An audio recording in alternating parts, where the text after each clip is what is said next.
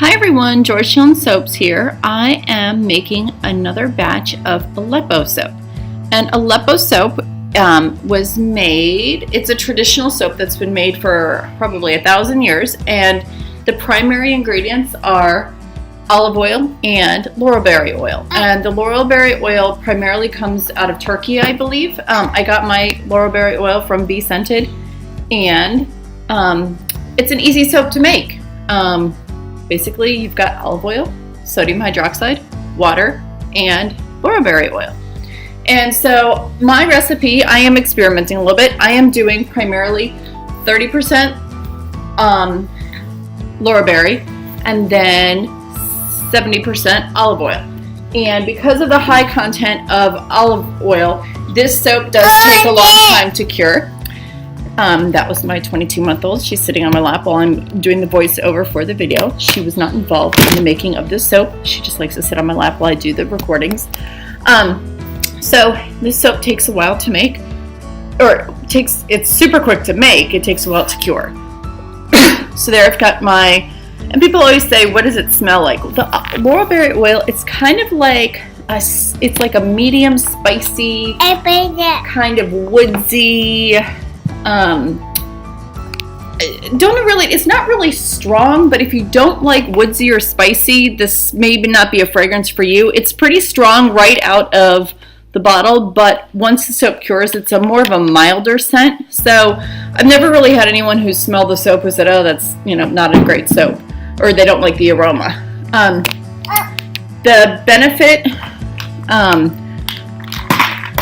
the one thing that is different with this soap, it's not a lot of bubbles, so it's going to be more creamy versus lathery, but it makes your skin feel super moisturized. So I'm just going ahead, you can see I'm just stick blending. I wanted to get everything kind of fully incorporated, and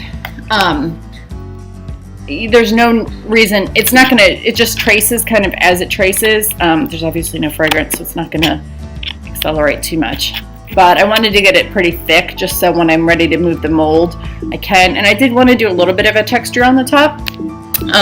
And so I figured I just needed to make sure I got it, a little bit more up to trace. So I'm going to go ahead and pour it into my diamond mold. This mold is approximately 5 pounds of soap. So I'm going to go ahead and get it poured and I'll be right back.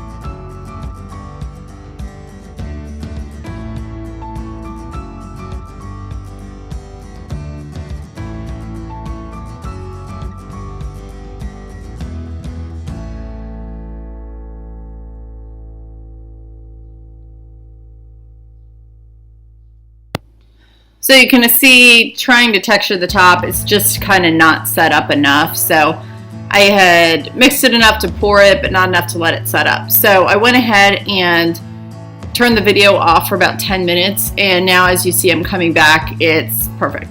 So I'm just going to get a little bit of texture on the top, nothing too fancy. And the reason I'm doing this is that I am making a different type of Aleppo soap next. And I recorded that video, and I'll explain what the difference is. So I wanted to be able to differentiate between the 2 bars of soap because they'll be kind of sitting next to each other on the curing rack for a little bit. So I just wanted to make sure that I could tell the difference between the 2 bars since the color is exactly the same. And you can kind of tell on the video, this is kind of the true color. It's like a medium olive color. So it's not a deep green, I'd just say it's a medium olive. So I went ahead and put the soap in the oven for 24 hours, and now I'm cutting. It cuts really smooth, and there's no ash on this soap. You can tell that. And each bar is pretty much the same, so I'm only going to show you guys a couple bars, but this is pretty much, one bar looks the same as the next. Whoops, bring you guys out a little bit more. But anyway, I'm going to go ahead and, because of the high olive oil content, you kind of got to let these bars sit and cure for about 6 months. So I am anticipating these bars will be available for sale probably in the beginning of the year, probably February, March. So it's a long time to wait, but well worth it. So anyway, thank you so much for watching. Thanks for subscribing, and check out my next video on making my Aleppo inspired soap. Thanks so much. See you later, guys. Bye-bye.